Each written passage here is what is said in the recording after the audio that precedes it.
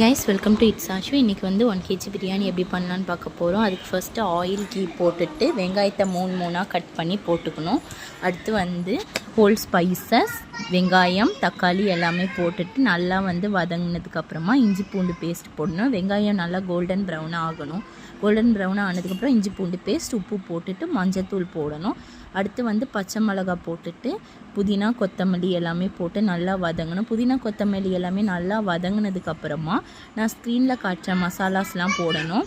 அது எப்படின்னா garam masala chilli powder மஞ்சத்தூள் எல்லாம் போட்டு நல்லா வதக்கி விடணும். நல்லா வதங்கினதுக்கப்புறமா சிக்கன் போட்டுட்டு ஆல்ரெடி மேரினேட் பண்ணியிருக்கணும். சிக்கன் வந்து நம்ம தயிரும் வெறும் மிளகாத்தூள் உப்பு போட்டு மேரினேட் பண்ண சிக்கன் போட்டுட்டு அதுக்கப்புறமா நல்லா வதங்கினதுக்கப்புறமா லெமன் போடணும்.